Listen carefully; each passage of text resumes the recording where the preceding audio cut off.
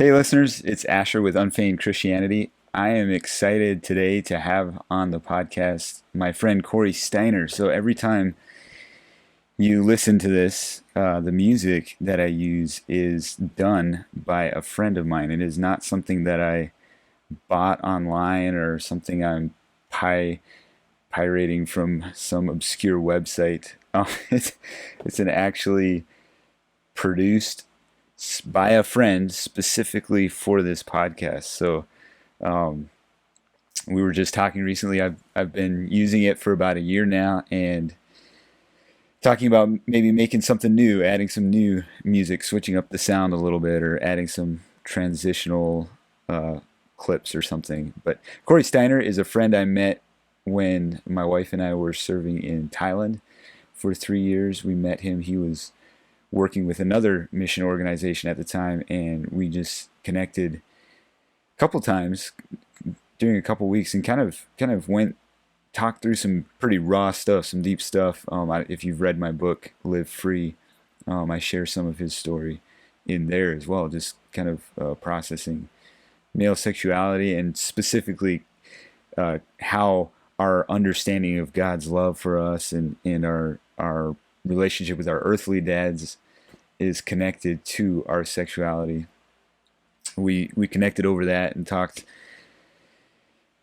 I think we met a couple times during our time there in Thailand, and discovered he's a musician. He actually did some recording while in Thailand, came back to the States around the same time we came back, actually in 2017, and then he recorded an album.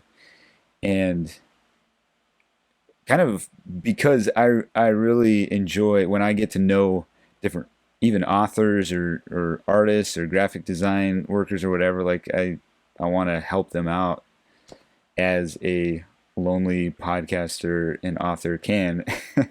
And so I asked if he would create some intro music, and as kind of payment for that, I guess, could be to help advertise his album and his music. And so I've been using the music for a year now. I don't know if anybody checks his music out. I always link to his website, corysteinermusic.wordpress.com. But hopefully you guys do check out his music. He's written a few songs. He's only done one album. I think he's in the process, or will be hopefully doing another one here soon. But anyways, I've been using his music for about a year. Should have him on, and so we discuss music. We discuss what is good or bad music, what the role of music is in the life of a Christian, and is it okay if music doesn't always leave you feeling joyful and happy. All sorts of good stuff. I just enjoyed our conversation. Rather unscripted. You'll probably hear some babies crying. My baby crying in the background, which is, as you guys know, the package you get with this show. So anyways, without further ado, here's my conversation with Corey Steiner. All right, we are recording. Corey, it's good to have you on Unfeigned Christianity. Yeah, thank you. Thanks for the invite. It's really good to talk to you. Yeah, so for my audience, you hear intro music every time you listen to the podcast, and outro music, and that is Corey Steiner's music. And I've been using it now for, I think, a little over a year. I think I started in July or August of last year, Okay. and it's like I've been thinking about it for quite some time that I need to have him on. Should have had you on first maybe, and now right now I'm in the middle of recording quite a few batches here before the holidays hit and stuff, and it's like, I should get Corey on, and so yeah, it's good to have you finally here. Yeah, no, it's great to be here. And I'll go ahead You and shout out to my buddy Daniel Beachy. He helped me with that. I don't have any okay? way to really record, so it was good to have him to help me out with that kind of stuff a little bit. Yeah. Are you still making music? You I had a band am, there for a little while? yeah. Yeah, Um, I'm not pursuing it like as a career necessarily, yeah, um, but I'm still writing some. I'm not writing as much because, like we were talking about earlier, with having a baby. Yeah. We just had a baby 4 months ago, so that changed stuff a lot. And actually, being married changed it a lot. Where I didn't have the time as much to Yeah. write. I really had to make time. And then also, like, my life has been, generally pretty happy Yeah. lately. And I feel like a lot of my songs actually come from when I'm not feeling so happy. When I'm really kind of in tune with the more negative emotions is when I write more. Yeah. So I still definitely want to do, keep writing and keep recording.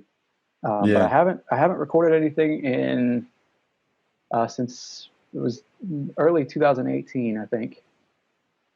And right now we have a couple shows coming up this Christmas that I'm really excited about doing.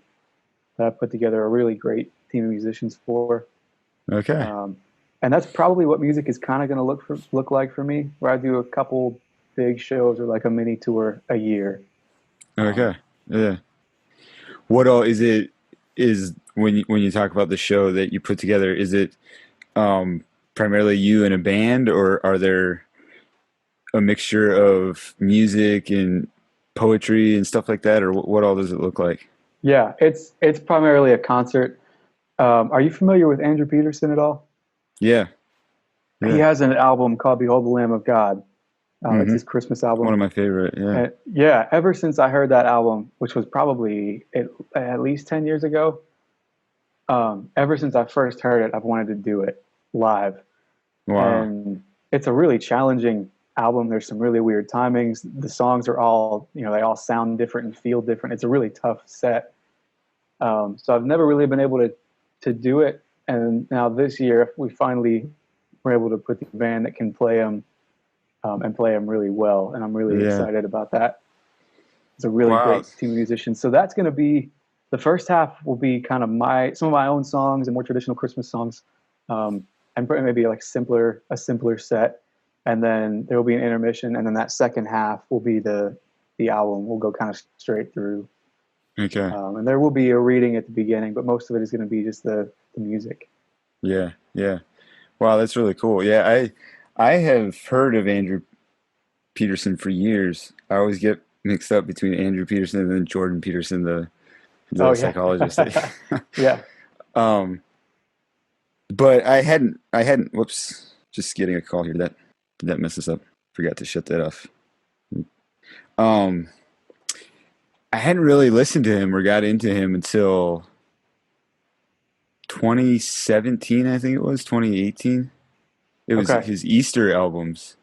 Oh And yeah. that really struck a chord. Like he just does an incredible job of not only being like so he's got many other albums that aren't nec- necessarily theological so much, but like his Yeah. Easter and Christmas albums are very theological, almost literally some songs putting scripture to music, Yeah. but Mhm.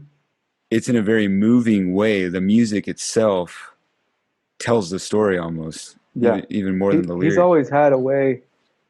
Rich Mullins was a lot the same way for me, but for some of those guys, they've always had a way of putting things into music where it helped me believe that Hmm. all this stuff is true. You know what I mean? Yeah. Yeah. And I'm not going to, knock modern worship. There's a place for it, but this has always felt a lot more meaningful to me. And even like in the Behold the Lamb of God show, it kind of starts with Moses and then works its way up through the history of Israel, telling of the coming of Emmanuel. And there's so much foreshadowing, and then Emmanuel comes. Mm. And to me, it's always made the album just mean that much more because it tells it in context of Israel's story. And it Hmm. just, something about it, it just helps me to believe that it can be true. Yeah. Yeah. No, it's a really beautiful album. Behold the Lamb of God for those that haven't checked it out. No, that'd be really interesting to hear. Wish I lived closer to South Carolina and Yeah, I think there actually will come be a watch you live guys. stream of the last night. The last night will be at our church on December 20th. Okay. And I'll probably post the link to the live stream and stuff on my Facebook Yeah. page. Yeah, good deal. Yeah, so you you've alluded to this a couple times and I was thinking about this earlier today is you were I've personally always there's a lot of different worship music that I've really enjoyed, and I kind of, even part of my own personal times of prayer and worship, I love just turning on a worship song. But I remember, just to give some context to my listeners as far as how we got connected, we were both serving in Asia under two different ministries, and Hmm. one night we had a joint. You were with GTO, and Hmm. were you on Edge or were you working I with was. GTO? Yeah. I was on edge at that time. Yeah. Okay. Yeah. And they have, once a year they have a I guess it's their the whole mission wide uh it's an acronym. It's slipping my mind right now, but just Yeah, kind I of a don't remember it either. recovery But recovery time, yeah. Hmm. regrouping. Yeah. And and they invited us, some of the other uh missionaries in as well, workers, and we were there and met you after that somehow. We just got to talking, hit it off fairly well. I remember we stood and talked for probably an hour, hour and a half, just right there Yeah. in the aisle of the sanctuary. That, Yeah. but anyways, I remember somewhere soon after meeting you, you made the comment that you don't like, you're not into modern worship music, and I'm sure I did. and I was like, oh, okay. Um, and you've mentioned that before, how like you are actually more artistic or into music when you're in touch with negative emotions. I'm just Yeah. curious, like, tease that out a little bit. Why is that? It seems common to really, some of the best musicians out there, as far as just really artsy, just really good at their craft, Yeah. tend to have that more almost gloomy, can I say, like, personality. Yeah. Yeah. Why is that? Why do you think that I'm is? not sure if I have a great answer, but I do know for me, I get far more reflective when I'm kind of in that more like melancholy mood. And Hmm. that's where a lot of the lyrics will come from, is when I am reflective and I'm, kind of able to look back. And it also, I can't put a word on it for me exactly, but I've just always been so much more in tune with what I'm feeling when I am feeling down, or I'm kind of feeling, you know, beat up. And I can tend to be really hard on myself too. So, for me, the times when I have messed up and really made a mess of things are actually when I feel closest to God, Hmm. and I can actually, I kind of have to trust that He loves me, and it kind of comes alive to me a little bit more. Hmm. And for some reason, when things are going really well, it's almost like I can tend to forget that I need God, and I just kind of fly through life. Hmm. I think some of those negative emotions force you to stop and work through what you're feeling and what you're thinking through. Yeah. Yeah. It's interesting for myself that I don't know if are you into the Enneagram at all? Are you familiar with that, or I am, yeah, the, like, the different the nine different personality yeah. temperaments or whatever? Um, I come out a fairly strong one, like Okay, the improver or yeah. perfectionist, and it can be easy for me to, I'm constantly thinking, like, how can I improve my state? Mhm. I thought, I used to think everybody thought that way. Like, you're constantly critiquing yourself, you're constantly Right. critiquing others or whatever. Hmm. Like that And voice in your head. yeah, yeah, Yeah. the critic, internal critic. Um, and one of the ways I think that can play out is when I'm going through a really depressing time, like, just right away moving on to an activity or something that takes me out, like, not staying in those negative emotions. Hmm. And I have found that I actually, like, there's a few artists, yeah, Andrew Peterson is one of them, that although he's not like super melancholy necessarily, but I almost need led into those emotions in order to Hmm. actually process them and not just like skim over them. Um, Yeah. so I definitely think there's a place for that, even even for people who aren't like may not naturally, I don't know how you describe it, like the emotions don't naturally direct Yeah. your mood or something, I don't know, but sometimes we need that very Yeah. melancholy kind of reflective. Yeah. And a lot of those are the fours, right? Like on the Sorry, what was that? Enneagram. A Oh lot of yeah, those would yeah, be like the Enneagram fours, right? Yeah. yeah, I think so, yeah, kind of the And I more think I wing contemplative. four. Okay. Yeah. I think I'm What? a three and I wing four. Oh, okay, interesting. So performance is big. I've always felt comfortable being up on stage. I've always really liked it, Yeah, actually. yeah, And then I think that the wing four is kind of where my more melancholy side comes yeah, in. yeah. So you had a band. Do you still have kind of a group of guys that, because you produced an album, right? Yes. The So actually, when I was on Edge, I had a really unique opportunity over there because there was a studio over there that That's right. Yeah. me and a friend of mine, Tristan Hertzler, got to record three. I think it was three songs that I had written while we were over there, and spent 2 weeks recording them, which was actually really really intimidating because it was the first time I'd ever recorded in a studio, and Yeah. the producer was really really good. He knew his stuff really well. The sound was really good, but we couldn't communicate. Oh man. So I knew a little bit of Thai, and he knew a little bit of English, so there was a little bit of overlap, but just not a lot. Yeah. And it was really, I'm really happy with how those turned out for all of that being the case. Hmm.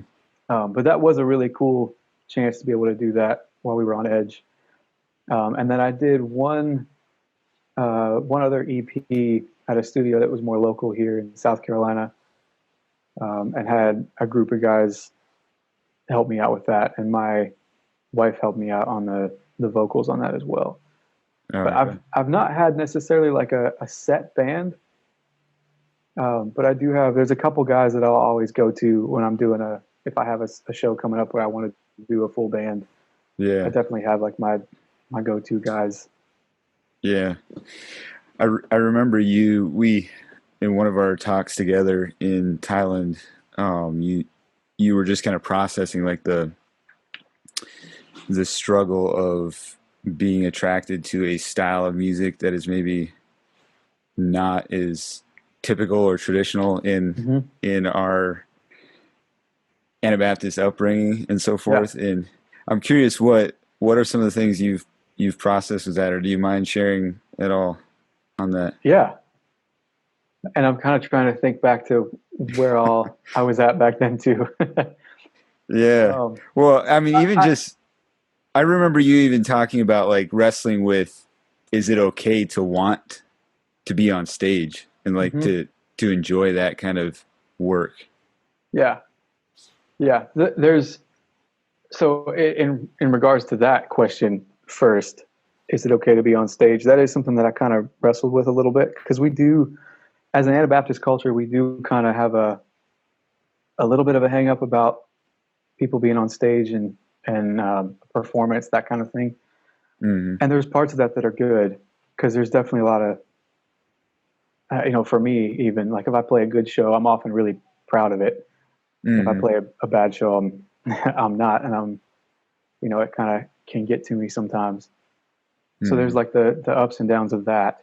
But then I got to meet a guy from Colorado, a songwriter, and he has one song. I think he was probably an Enneagram 3 too, but he loves being on stage, and he was a performer, musician.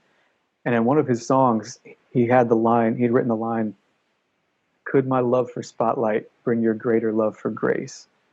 And that's a line that's always stuck with me. Because I don't think God accidentally made me to love the stage. You know, Yeah. like Yeah. maybe it's something that I'm gonna have to learn to deal with my pride when it comes up, and have people around me that can, kind of pull me back down to earth when I have a really good show and Hmm. I'm really, just proud of myself and proud of how it went and that kind of thing.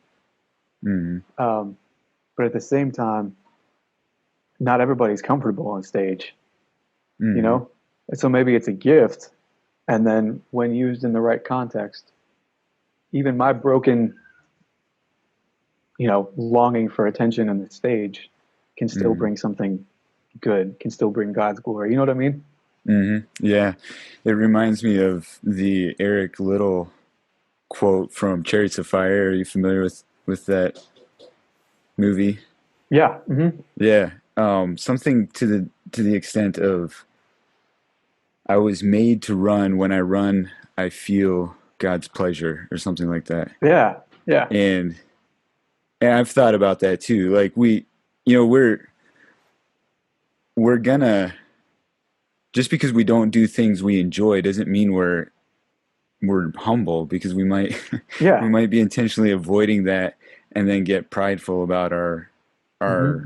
ability to avoid prideful things or something. Right. Yeah. And almost the almost the I haven't thought through this a whole lot, but I think the epitome of humility is embracing who God made us to be, and you like just looking at him as we're doing it and enjoying it, instead of Yeah. trying to create this facade of humility or something that yeah. Yeah. Absolutely. And there's something like for me, it's music and being on stage and playing music, but it's just like that sweet spot feeling, Mm-hmm. where I get up and I'm with a group of people and we're playing songs for other people and trying to make it as beautiful and good as we can. And it just like I absolutely love it. There's something about it that I love. Yeah.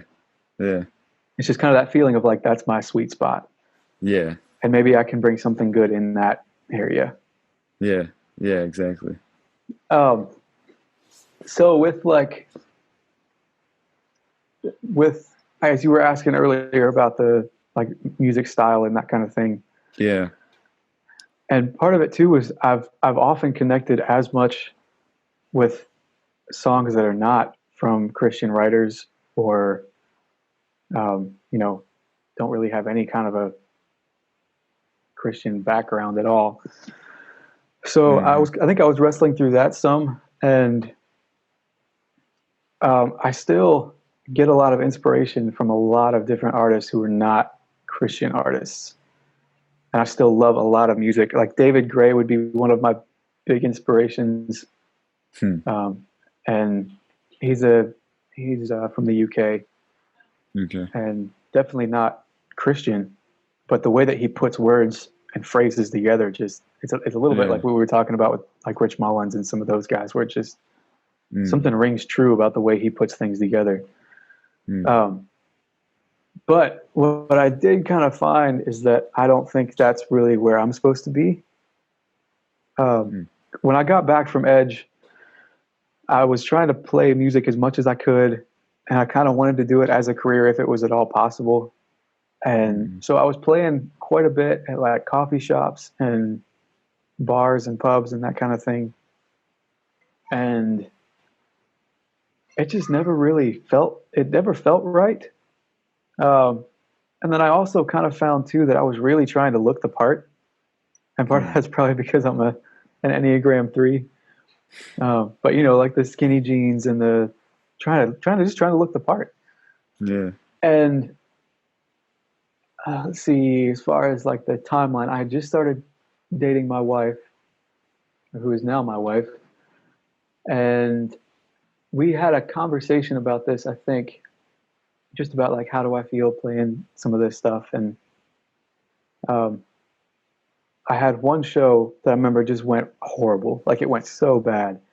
And one thing Mm. about playing it like a venue, like a venue that's not gospel based, Mm. playing a show that's not gospel based, is if you play a good show, everybody who heard you wants to talk to you. The sound guy wants to talk to you.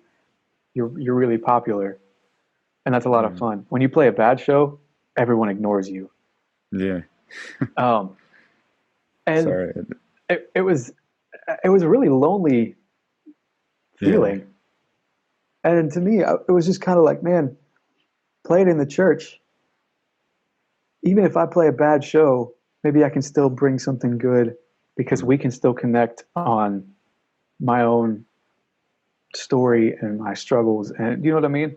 Yeah. And Yeah. to an extent, you can do that outside of the church too, but it just felt like my voice just seems to fit more in the church. Hmm. And I talked to Casey about it, and she said that she had been feeling a lot of the same things, but didn't feel like it was her place to tell me.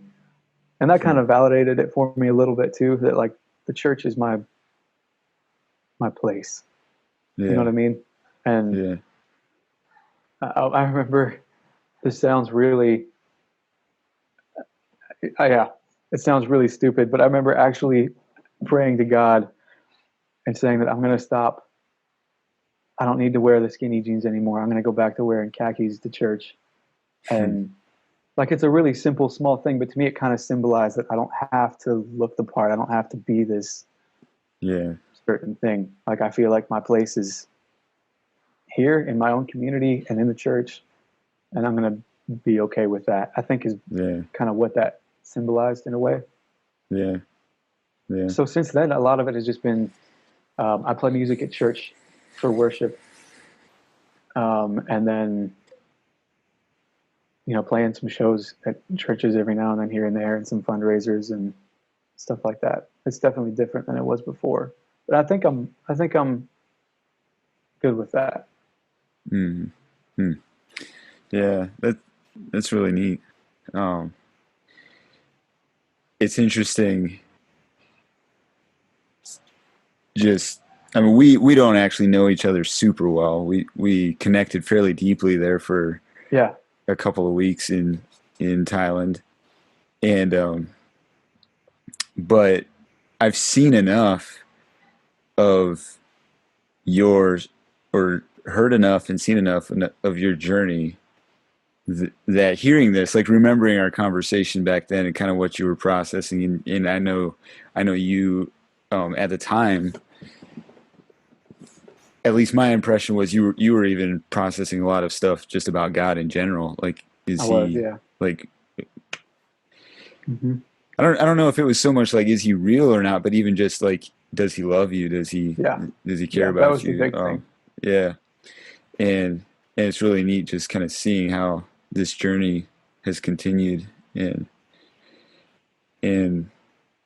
yeah, I'm just curious, like, maybe you want to talk about some of that journey with God, discovering more of God's perspective of you. But yeah, where is, or how has music shaped you? How do you think it shapes us as Christians? And yeah, like, what is a journey with God like in regards to music and so forth? I don't know if that makes sense. Yeah. Yeah. I think so. Um, so I think over there, when we had our conversation, a lot of it was, I've never doubted that God is real, but I can often doubt that He loves me. Mm, And some of that is like that performer side of me, um, mm, where when I'm not performing well, or what I think isn't performing well, then there's no way that anyone could approve of me. It kind of becomes my identity a little bit. yeah. And I think I'm not even sure like what to really point to, because it's kind of just been like a long process of people spending time in conversations like the one that you and I had. Um, Mm, and then actually, a really big thing for me was getting married. And mm, my wife has been so gracious with me, in my ups and downs. And I mean, you kind of how this is too, but having someone believe in you and trust you that much helps me believe that maybe God can do the same thing, right? mm-hmm. Yeah. And I think that was something that was really big. And then two, there's an Andrew Peterson song. I promise I listened to more than Andrew Peterson. um, there's a song called "I've Seen Too Much" off of that Easter album you were talking about, Yeah. and that one actually really connected a lot of dots for me. And the song is kind of written, at least most of the song is written from Thomas's perspective. Kind of saying, talking through some of the doubt, and then saying, "I've seen too much. I've seen the scars, and I've seen too much to say goodbye." And I think that's kind of where I find myself, is where I, through my church community, through my friends, through my wife, through seeing God change me, and seeing the way that He's worked in me, it mostly just feels like I've seen too much to turn away from it. You know? Yeah. I don't know if that makes sense or not, but no, it makes a lot of sense. Yeah. Yeah, I think that's the best way I know how to describe it.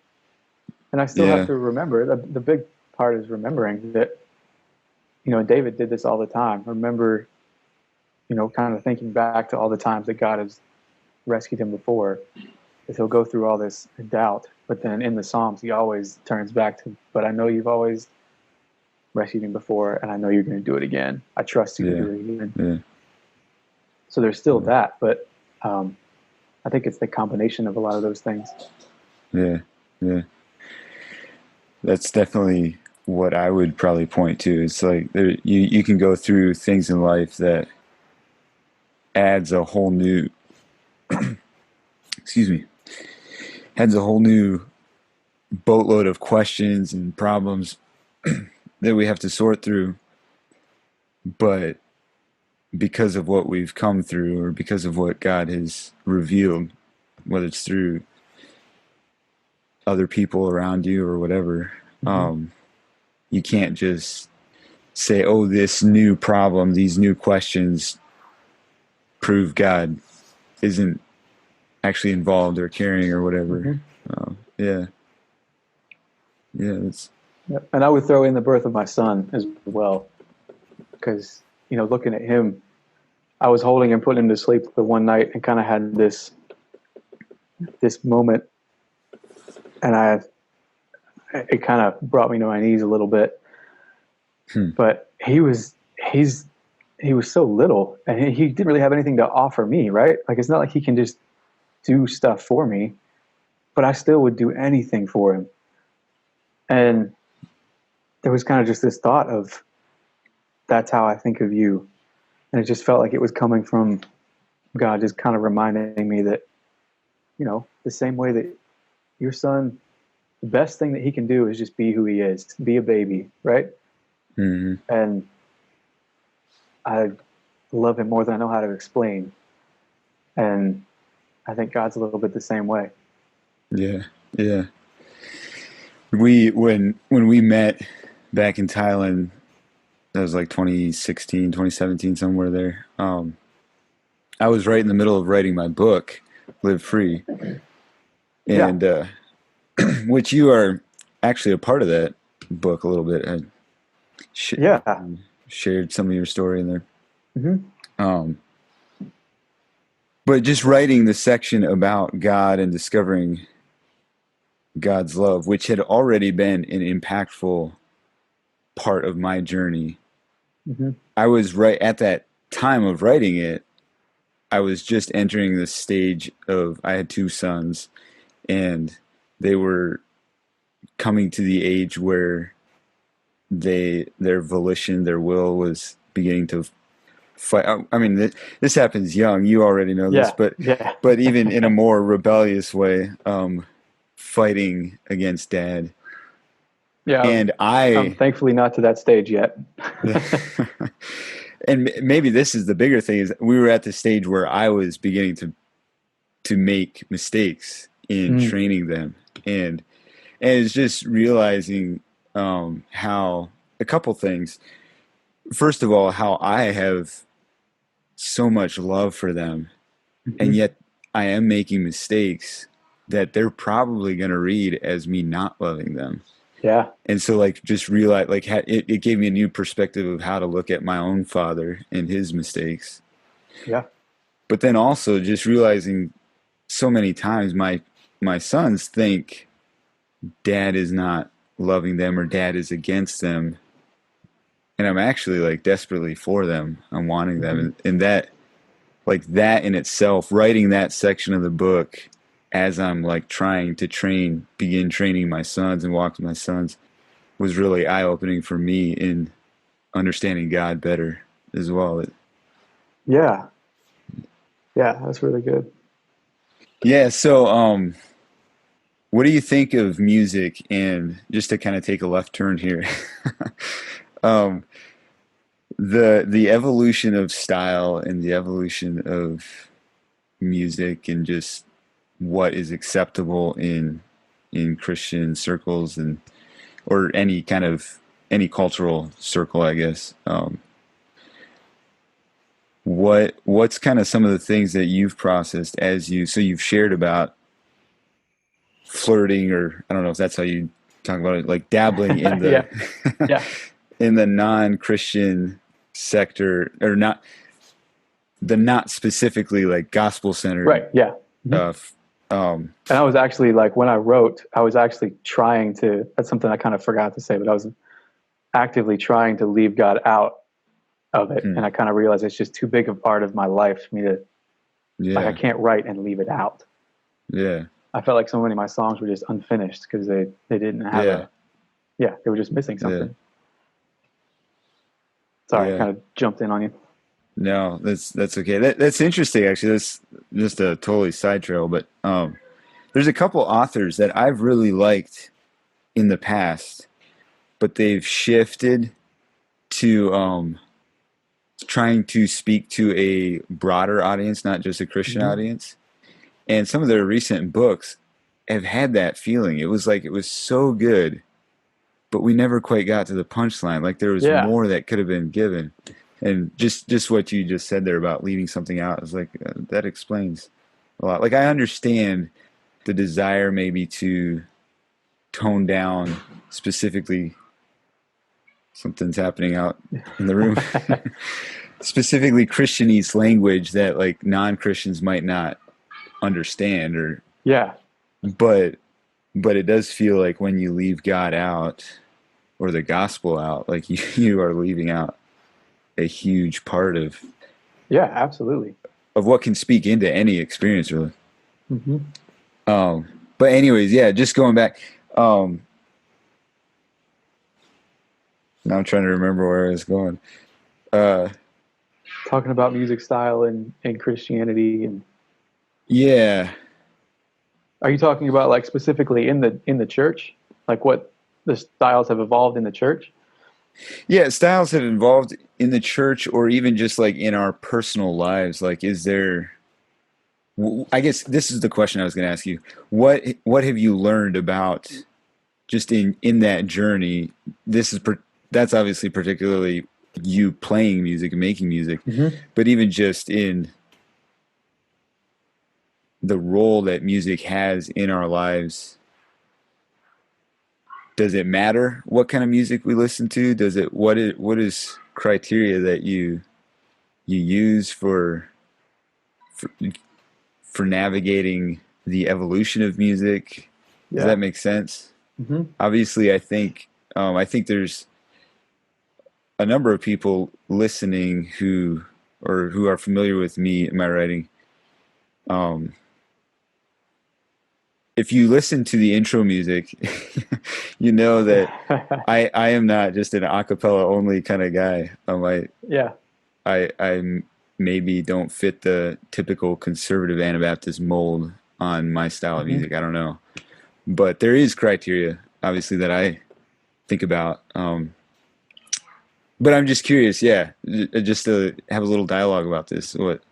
Yeah. So this might be a hot take. I'm not sure, but for me, a lot of what I go off of is based on the lyric. Um, but then at the same time, music and lyric work together to create a complete picture, right? So it's not just Hmm. one or the other. But I grew up listening to Southern gospel, and that was pretty much all I was supposed to listen to. And Southern gospel has a lot of country roots, so it's very very simple music and very lyric based. So I kind of grew up just hearing lyrics, with Southern gospel, and that's always what kind of stuck out to me first. So that's something that I go off of, and I honestly would be quicker to listen to someone like U2 or David Gray than someone like Bethel Music or somebody like that. And again, like I am not trying to just bash modern worship music. I know there's a lot of people that really enjoy it, and more than enjoy it, are encouraged by it and all that. But I guess from like a songwriter's perspective, I've always felt like modern worship songs are written with too big of a goal, and they're written to kind of try to meet everybody in any given room, wherever they're at, with whatever issue they're going through. And to me, it just ends up feeling too generic. Where a lot of times in writing, it's kind of ironic, but often the most specific and personal is the most relatable. So that to me is kind of like the fatal flaw of a lot of modern worship. And there are still some really, really good songs. And I still sing some of them, and I still, we still use them some of them in our church. Yeah. So it's not like it's an across the board thing, but by and large, it feels like it's written to too big of an audience with too big of a goal instead of being a little bit more personal. So for me, I think I probably honestly kind of hesitate to draw a line on like this music genre when we're talking simply music is, out in left field and we should stay away from it. And these over here are fine. I'm not quite sure what I think about that, honestly. I listen to a lot of different styles. And I don't know that I really think about it all that much because like my home is kind of like folk music. Okay. Yeah. And there's some rock and roll in there too, and a lot of country. And that, to me, like the lyrics in a lot of those songs, the music just matches them, right? Yeah.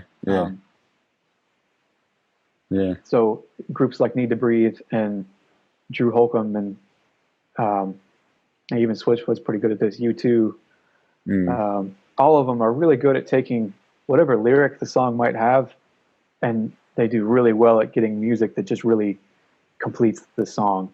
Yeah. So I guess that's more what I look at. It's kind of more of like a broad good art and bad art kind of thing, because you can have Southern gospel songs that sound fine and the drums are really quiet and it's mostly 4-part harmony, but the lyric has really bad theology or bad eschatology or whatever. You know what I mean? Yeah.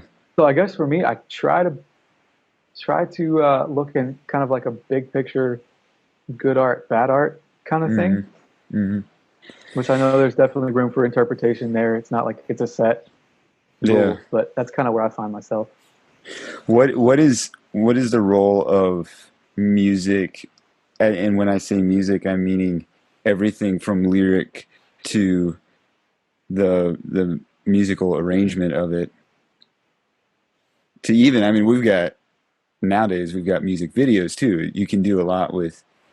I think one of my favorite music videos of this year is probably "Bleed the Same" by Mandisa and Toby Mac and Kirk Franklin, because in the video itself, it's portraying, like a lot of music videos are just like the band in a church or something playing and don't necessarily have a lot, but the video itself is portraying the message. They have a bunch of different ethnicities involved, and it's a song about how all of us bleed the same, so why are we so divided? And what is the role? Is it okay? Like, should all music end, or should all music have a focus on Jesus? Is that a way? I'm trying to figure out how to ask my question. I don't know if you understand. Like sometimes we can think that all Christian songs should, well, let me do it in the negative. There are some musicians out there that I've heard criticized because they're kind of like we were talking earlier, they're very negative, melancholy, and people think they just keep people in the depressive mode, Yeah. um I have, yeah, well, I'll just throw that at you and then I've got some thoughts. Yeah. So like kind of like does it have to portray the gospel in every song that we Yeah. Or sing? Is that kind of what you're or does asking? it have to be joyful and uplifting? Oh yeah. Like what is, yeah. I hope not. Yeah.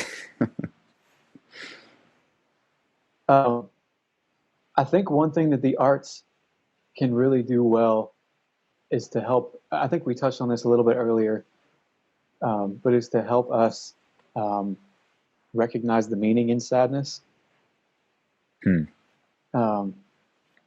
Because I think when we try to just distract ourselves from sadness by, I want to be careful how I say this too, because there's some good to this, but when we try to distract ourselves from sadness by just thinking about all the good things in our lives and the good things that God's doing, do we miss something that we actually need to be sad about, that we actually need to process and think through? And maybe the arts can kind of help us um, as a tool to work through some of that. That Hmm. has definitely been my experience. Yeah. Um, and I think as a, like in Christianity, yeah, in Christianity, I think we as followers of Christ need to learn to be okay with sadness sometimes. And Hmm. like this is a probably a really bad example, but even like when you think of someone who has died, we have these cliches that we often say about them being in a better place, or um, you know, they've gone on and they're waiting for us. You know what I mean? To kind of Hmm. help us feel better, and that's natural, and it's not like it's necessarily wrong. But there are also, I think, the arts can kind of help us feel the weight of this is Hmm. death, and this is not the way that the world was intended to be, and that's why this hurts so much. Hmm. So this is heavy and sad, but there's hope. Hmm. Yeah. I I think, I mean, scripture is full of examples of whether it's David or even I think of Jeremiah, Oh yeah. Lamentations, and like sometimes we look at David, and David often ends his psalms with hope, and that's kind of Mm-hmm. the the the nature of psalms. What they were used for were poems and writings to recite, and embedded in them is the Jewish theology and Jewish understanding of Yeah. God's working throughout history. Whereas you go to Lamentations, and Lamentations does have hope too, but there's chapters that are extremely sad. Like, Yeah.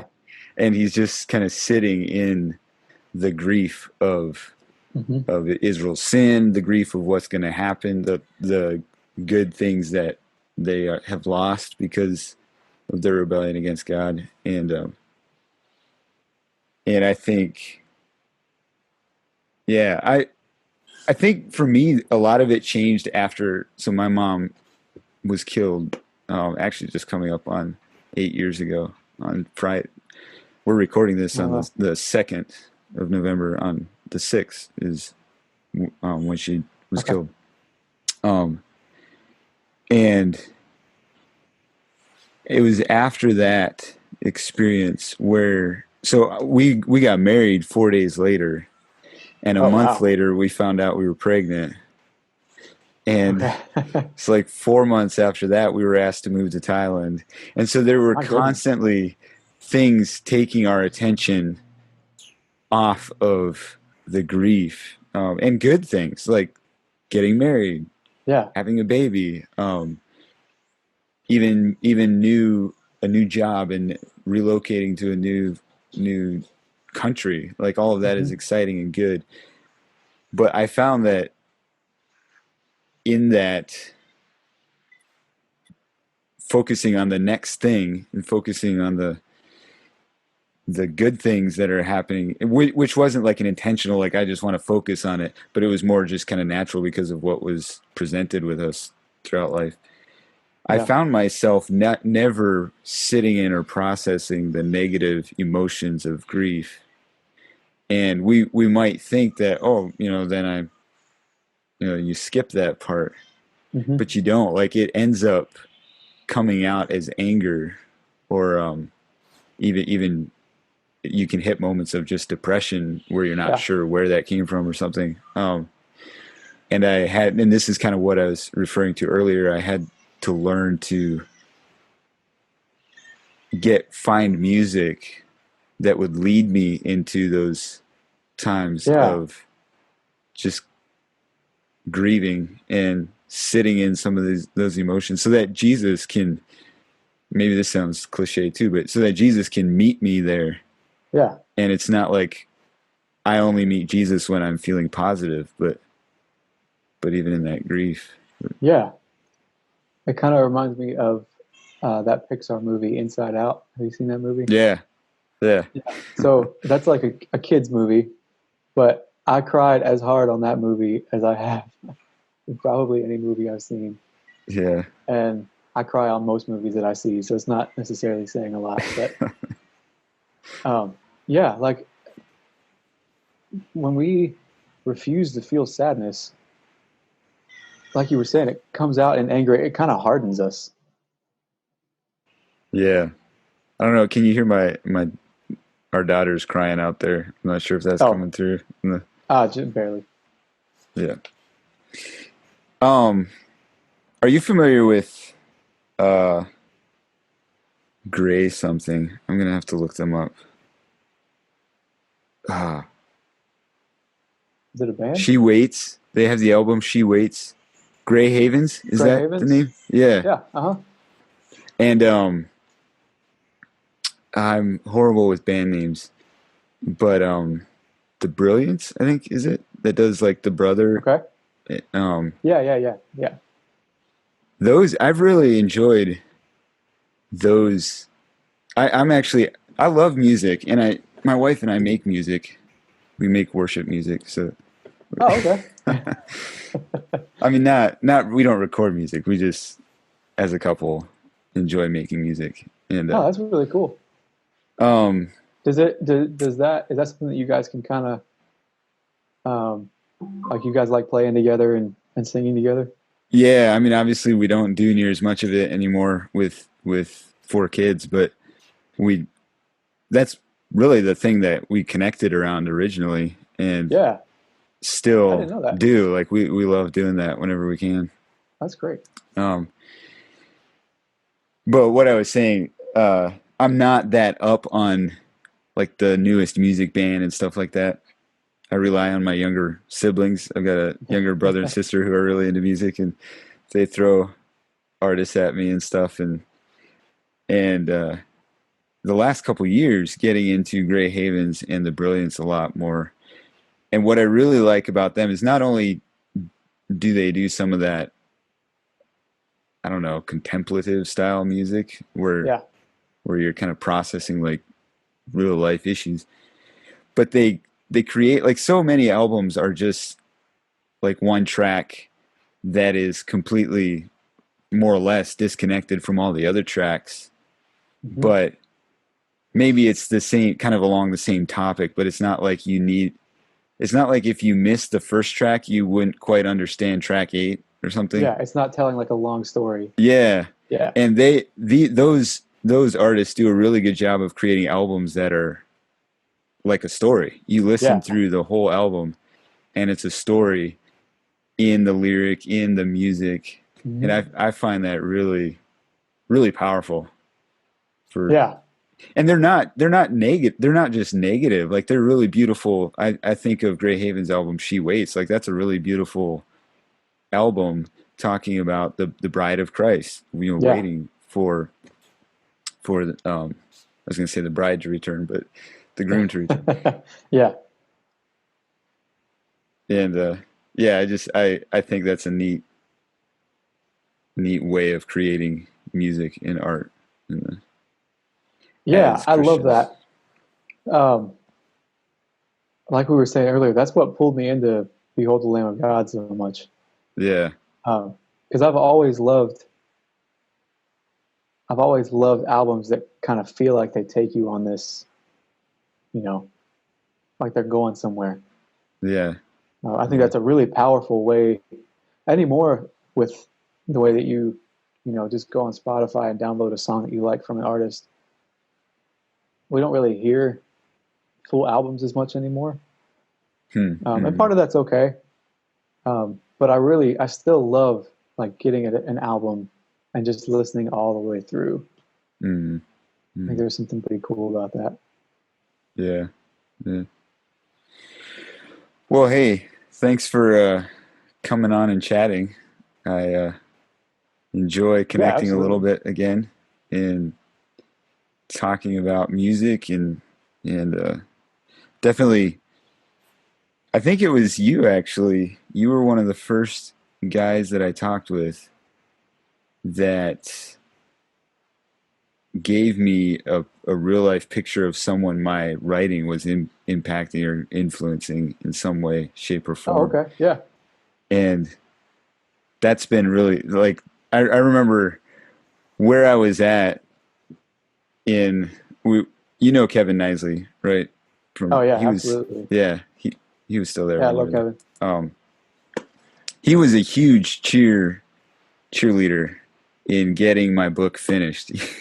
He was Yeah. the I think he's actually the one that intro introduced me to your writings for the first time, I think. okay.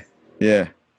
He he had a way of making me feel like there was like I was doing great work. There was better in me. Um Yeah, kind of pushing you and a little then bit. pushing me and even critiquing if the first version of my book went out, I don't know if anybody would have read it and thanks to him, he uh, he helped me. But where I was at when we met, when you and I met, was kind of at that place where I was just like, man, I don't know if I'm an author, or if I should even try writing a book. And then we connected and we got to talking, and it kind of gave me just a new vision for like, yeah, you should keep writing, obviously. And then soon after we met, my dad called me. We were still in Thailand, and Okay. he was telling me he had been down in Mississippi or South Carolina. No, I don't know, some at a funeral down south somewhere, and he met this guy that got to talking and was had read some of my writings on father son wounds and father son struggles and stuff, and and wanted to talk to Ernest Whitmer, my dad, Yeah. and anyways, came to find out that it was your dad that he had talked to. Really? And yeah, I don't I know if don't I think ever I told even you knew that. that. I don't think I knew that. And so that was like, oh wow, like so here's actually a and I knew like we had just talked and that was one of the things we talked about was your own relationship with your dad, and I knew the journey that you were on, and then Yeah. to hear your dad's, or at least through my dad, to hear some of your dad's journey, is just kind of gave this little encouragement to just keep going and keep writing. Yeah. And so I've always, ever since we talked and you shared about not only your story but even just your vision, your dream of Hmm. being a musician at the time, Yeah. definitely have wanted to continue fanning that flame in any way, shape, or form that it is.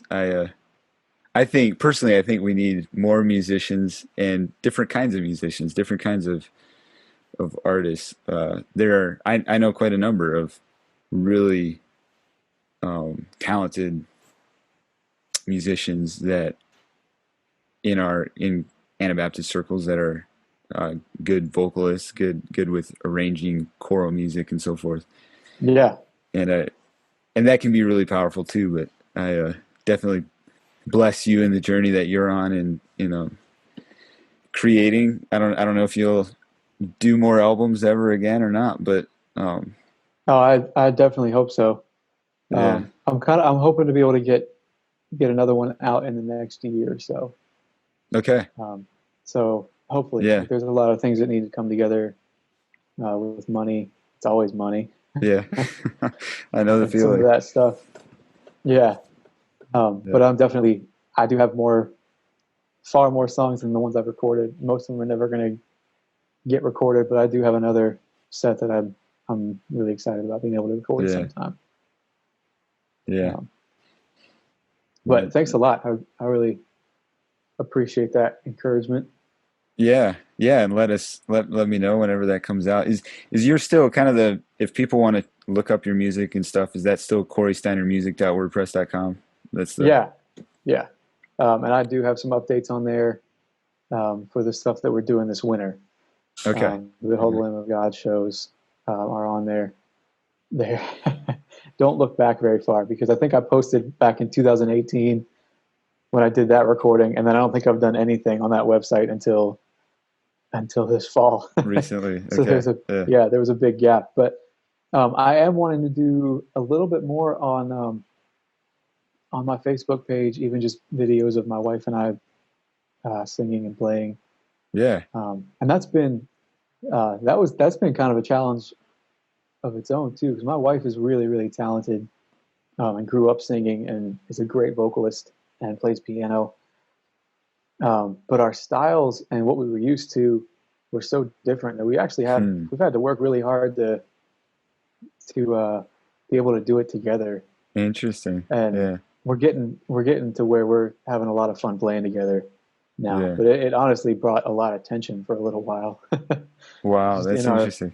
in our relationship. Just in you know, I kind of just like to wing it, and she liked to know, well, exactly what chord are we hitting when, Yeah. and which is important, right? Yeah. It's kind of a big deal. Um, but just in the different styles of playing and singing and some of that, we're getting to where we're having a lot of fun playing, and I want to be able to post some of that and new songs that I write to. Just stay a little bit more up with it because I haven't really done Yeah. a whole lot of that at all lately. So Yeah. hopefully that'll start to happen a little bit here. Yeah. That's cool. Definitely check out yeah, the website and the Facebook page. You say you're hoping to post that on the Facebook page for Yes. yeah. Yeah. The the events coming up for Christmas. I'm assuming those are public events if people They want to, are. if they're in the Yeah. South Carolina area, you could. Where are you at in South Carolina specifically? So it's a 3 night, just a little mini tour.